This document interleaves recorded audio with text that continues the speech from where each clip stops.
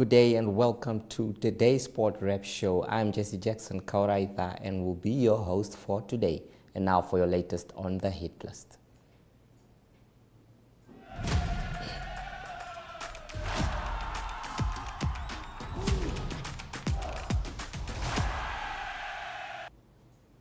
The Namibia Correctional Service strategy of employing footballers to represent them in the country's top flight league has taken a detour after their fallout between the scenes with Young African FC. Former Young African FC coach Agustinius Mukoya says parting ways with the club after an ownership disagreement has affected many of the affected squad badly. Mukoya, who is a correctional officer in Mariental, is part of the group that had to abandon the Young African club after team owner Malingari Demori assumed full rights of the football club. The split happened just before the football club was due to play in the MTC Maris Cup semi-finals at Mariental 2 weekends ago. 4 judges from the Namibian Gymnastics Federation NGF Rhythmic Gymnastics section departed on Sunday for Johannesburg, South Africa to take part in the International Gymnastics Federation FIG Brevet Judges exam from Monday to Thursday. The qualification will enable them to officiate at FIG sanctioned competitions. The course, fully funded by the Namibian National Olympic Committee and NOC, will be conducted by FIG Technical Committee member Isabel Savate from Germany. A total of 30 participants from Namibia, South Africa, Zimbabwe, Egypt and Bulgaria are set to take part. Representing Namibia in the rhythmic gymnastics RG discipline are Brett Adonis Bale, Raumi Kostin, Janice van Rooyen and Viesta Snyman. The Namibia Table Tennis Association NTA has secured a 50,000 sponsorship from aviation company Central Oil Namibia to sponsor the National Schools League over the next 3 years. Held in Windhoek last week, the announcement and unveiling took place at the Namibia Table Tennis Academy. Speaking at the occasion, NTA President Rudy Saunderson expressed gratitude to Central Oil Namibia for the generous support, calling it a major investment.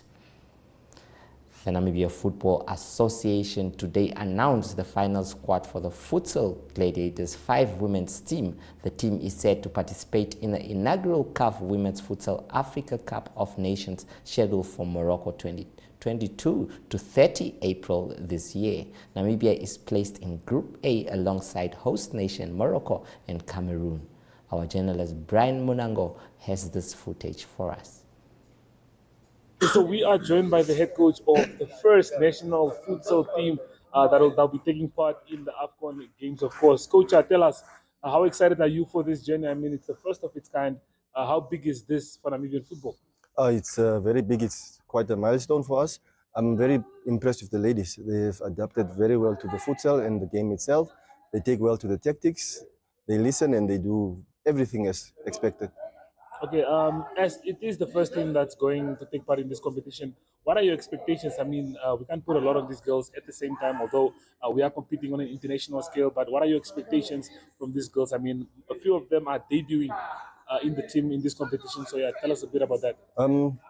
What I would say is the girls have taken well to every tactic that I've given them. All they can go and do is play to the best of their abilities and give Morocco a run for their money, as Cameroon as well. Okay, now tell us a bit about the teams that we are facing and we are in the group. Preparations wise, before those games kickstart, how does that look for you guys? As for in our group, Morocco has been doing futsal for now 7 years. Cameroon also had to put up a new team, so I say we have quite a chance to get far because we have to play each 3 games because it's also ranking games, as you have maybe heard, whereby regardless of you getting out of the group, you still play 1 more game for the countries to be ranked.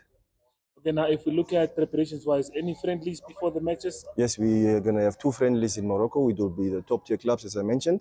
We don't have the names as of yet, but the two friendlies are for sure on the lines.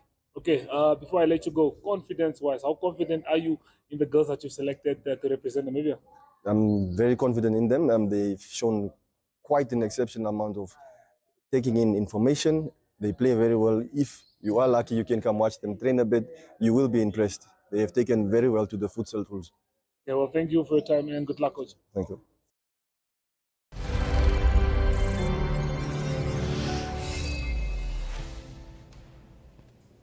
Good luck to the team there that will be representing Namibia. It is the first time indeed that the women's team will be competing at such a level. We remember that the boys team, the men's team actually last year also competed in the Futsal Africa Cup of Nations, unfortunately not able to qualify to the World Cup or winning the tournament that side. But the women's team represented, as you can see, by most of the Brave Gladiators senior team players are also in the mix there. We are hoping that they will be able to bring, that is, a medal back home. Of course, they are playing host nation Morocco, which is a very tough team in terms of futsal, as well as Cameroonians that are a physical team. But the Namibian team assembled will definitely make sure that they compete at the highest level. They qualified by the fact that the men's team qualified last year, so it was indeed by default that they are there, and they are definitely going to represent the country at the highest level. We will now go for a short break, and after that we bring you the spotlight.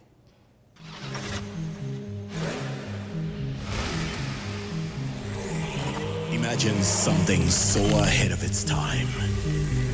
It was designed to fit in with a future that hasn't happened yet.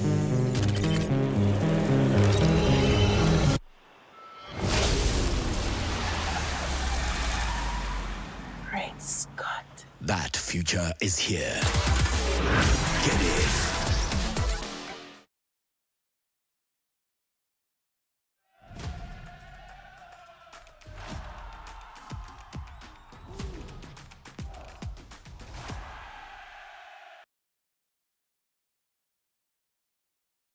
Mungoba Amambo, who speaks about her upcoming documentary that will premiere soon. Brian Munango compiled this interview for us. Enjoy. What up that name and what does that name tell? What does it tell a story itself, or just tell us more information about the name of the show? In filmmaking, they really discourage us from going for beyond or on the tip of the nose when Okay. it comes to titling. But really, we wanted really a title that really spoke to the content matter, but then also encompasses what the magic or the impact we wanted the story to tell. Okay. So literally, beyond the goalpost is what the story is about. The individuals that are on the soccer pitch, their lives, what influences them to be soccer players, what their trials are, what their tribulations are, what their dreams are, what really make them people beyond the goalpost or beyond the soccer pitch. Hence the name Beyond the Goalpost.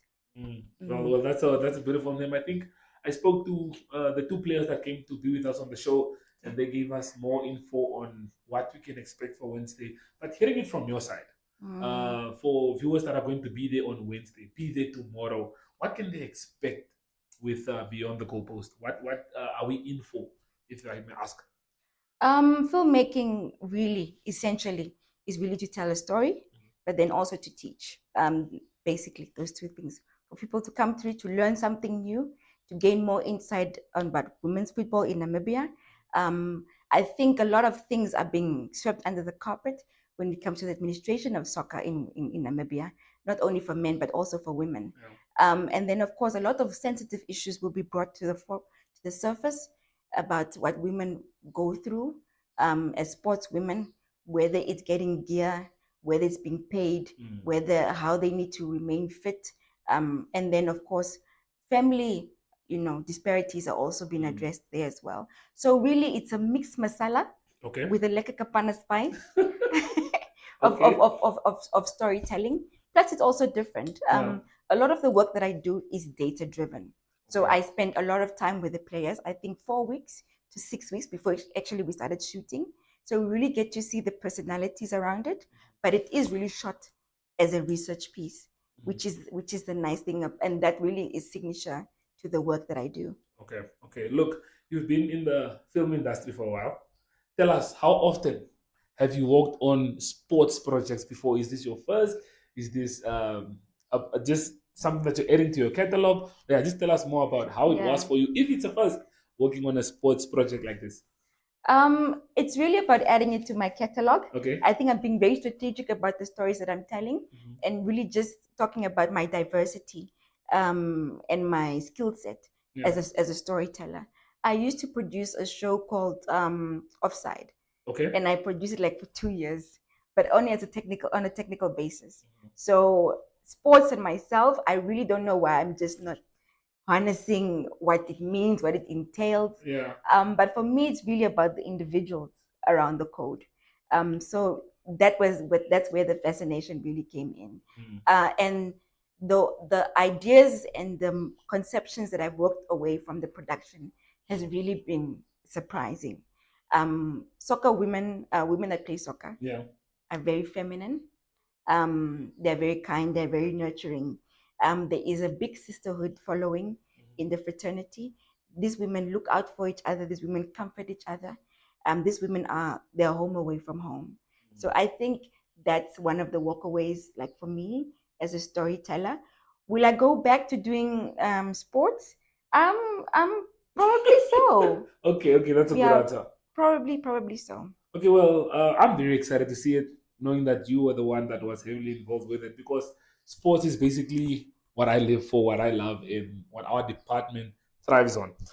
Speaking of the film, tell us the documentary. What is your favorite part of it? What do you think during the whole shooting scenes and everything? Which part was it?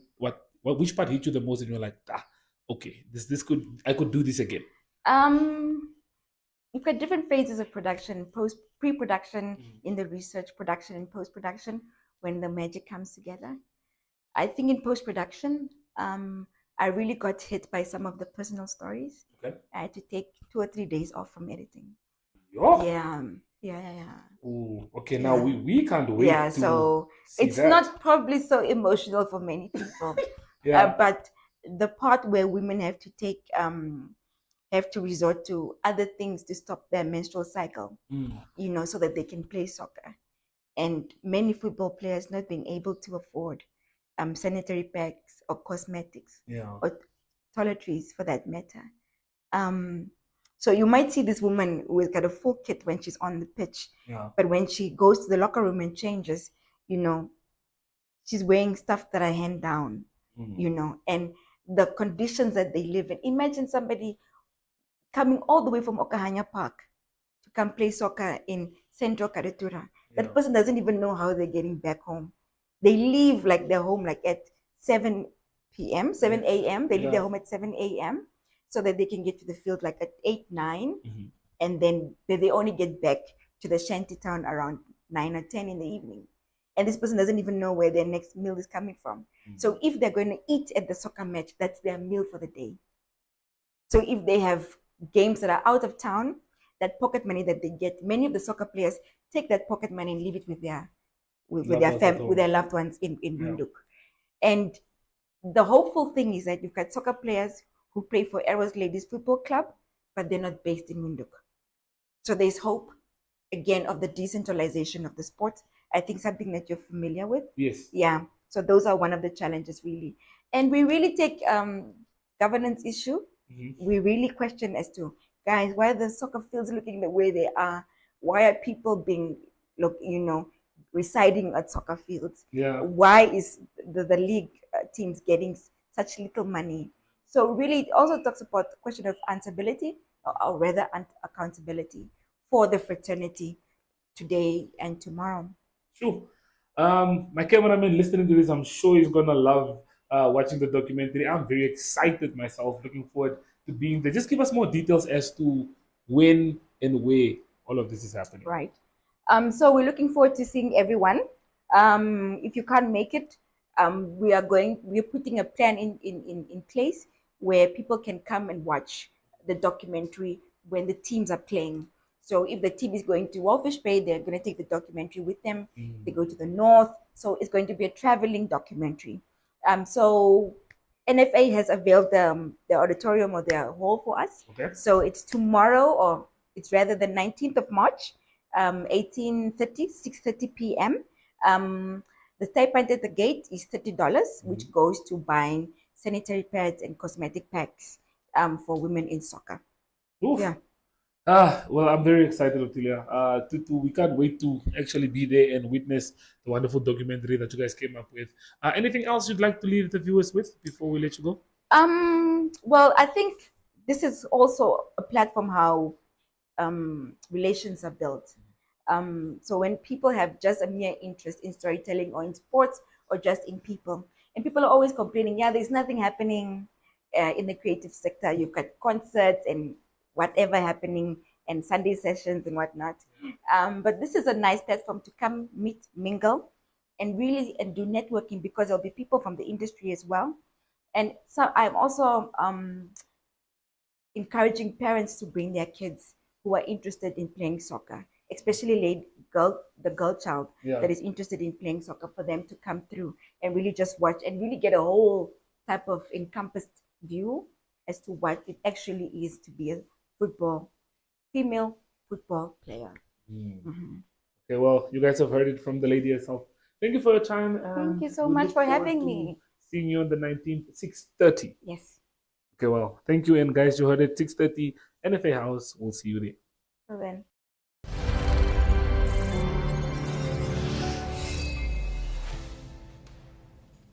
That was Otilie Mongoba Amambo.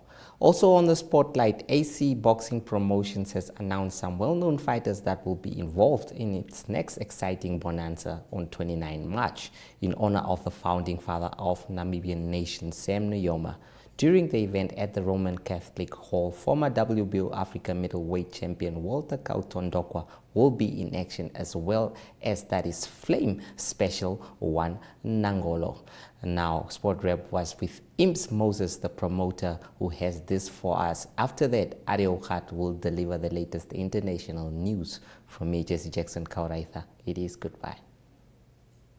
Yes, Sport Rep is joined, that is by Imps Moses, the founder of AC Boxing Promotions. He's here at the NMH building. Imps, welcome. Yeah, how are you, brother? No, I'm good, man. I see that you have a big one coming up, that is at the end of March. Tell us more about the fight. Yeah, so this is gonna be one of the biggest fight I think in Namibia, and of course, it will be the first fight in 2025, and it will also be the first fight in the new government. See, remember that Friday, 21st March, we're gonna have our new president, uh, and then of course she will be witnessing the first boxing bonanza, and it will be a WBO Africa Super Featherweight Championship between Flame Special One Nangolo versus Felix Ajoma from Ghana. So this fight is taking place at the Roman Catholic, and it will be on the 29th of March. So the time will be 19:30, that is 7:30. So we are expecting everybody to come in big numbers and support the event.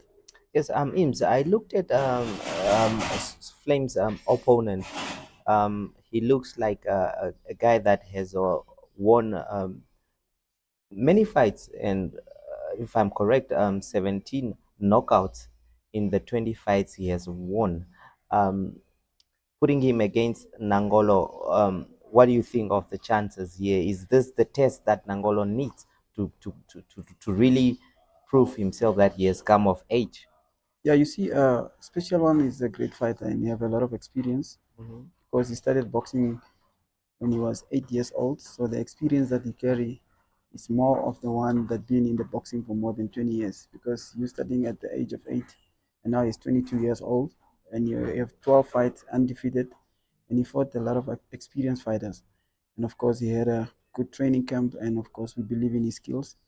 He keep growing and he's showing us that he's now ready to take on the elite fighters. So Ojoma have a very good record and that's a good test for Special One, and that's also going to define that Special One is a future world champion. So it's just a matter of time, and of course we have now almost a week away, and you guys can witness the greatness in Special One and why he always be gonna be the face of boxing. Yes, speaking of the undercut, quite a strong one you have down there, the likes of Charles Shinima that will also be in action, returning from the fight he had in South Africa. So, what opportunity, what does this mean for boxers like him that are returning from such fights? That's the result of being around with a good team. And of course, we understand boxing. Charles just have a good performance, even though he didn't get a win in my eyes, I believe he won that fight, and I don't want to delay him because I know the world need him. And of course, while we are still fighting to get the rematch, so I decided to bring him back, just a quick U-turn, just to get rid of that loss that they gave him.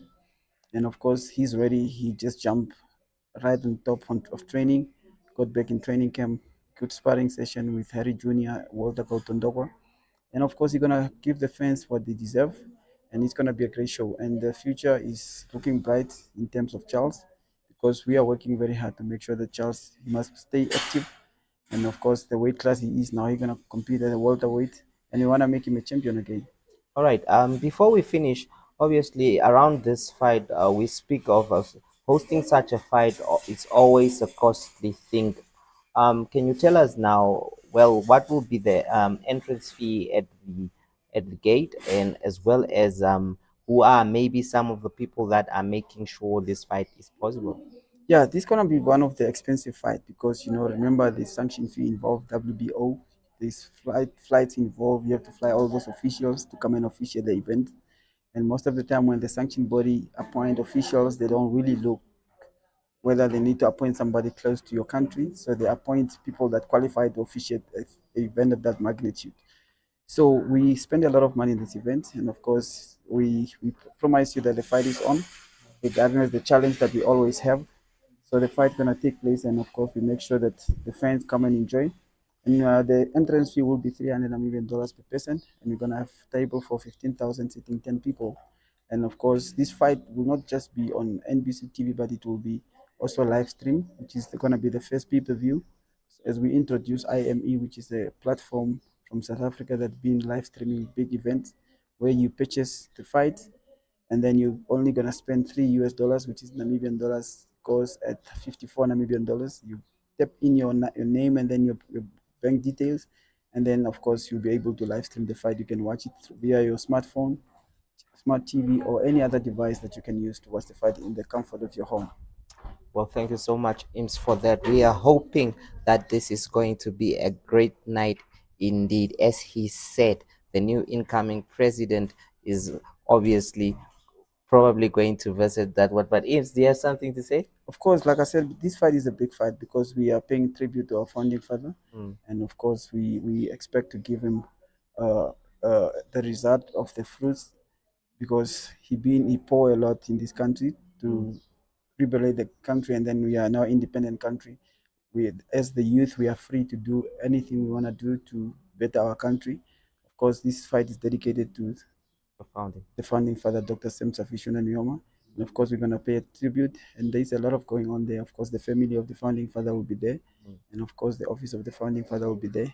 And we are going to give out some goodies to the family, and also just for the remembrance and celebrate the life of the founding father. All right, thank you so much. You heard it from the man himself, the promoter of the AC Boxing Promotions, Ims Moses.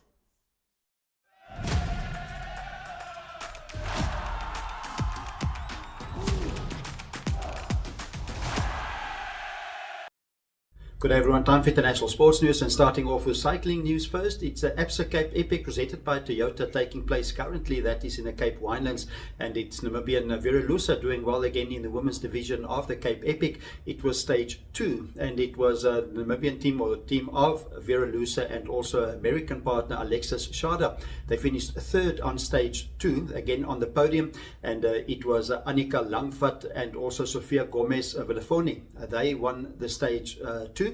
They're also the overall leaders, but they won the stage in 2 hours, 43 minutes and 14 seconds. It was Lusa and Schade. They 2 minutes and 24 seconds behind them in third position. It was Vera Lusa that apparently had a puncture also at one stage. And so overall it is still Annika Langvat and Sofia Gomez Villatonia that leads this Cape Epic, and they now 9 minutes and 22 seconds ahead of Vera Lusa and Alexa Schade, that is overall in second position and waiting for stage 3 in the Cape Epic. On to tennis news. The next tournament on the WTA and ATP calendar is the Miami Open that starts this week, and the defending champions from the previous tournament, the one that just finished this past weekend, that is Indian Wells, both of them playing in the tournament. Jack Draper playing in the men's division. The number 1 seed will be Alexander Zverev. Number 2 seed will be Carlos Alcaraz with Taylor Fritz, the 3rd seed, and Jack Draper will be number 6 seed in this tournament.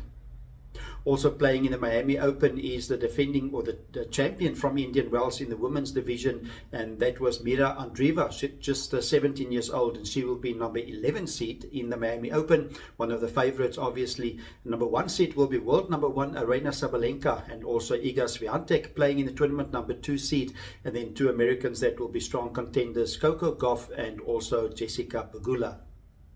And football news from the English Premier League is that the summer signings will happen in a few months' time. Still a few games to be played in the English Premier League. Liverpool is still leading at the moment, and they look to sign a few players in the summer signings.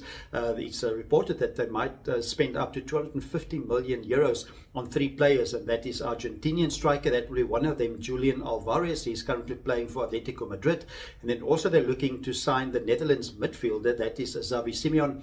And then also they're looking at the Italian defender, and that is Alexandru Bastoni. And those are all signings for Liverpool that they try to achieve in the summer that is coming up. To close off today's international sports news, it is cricket news. It is a T20 series that's taking place in New Zealand. New Zealand hosting Pakistan. They will play 5 games. The second game done, and it's New Zealand leading the series 2-0. The leading after the second game in Dunedin. They won that quite comfortably by 5 wickets.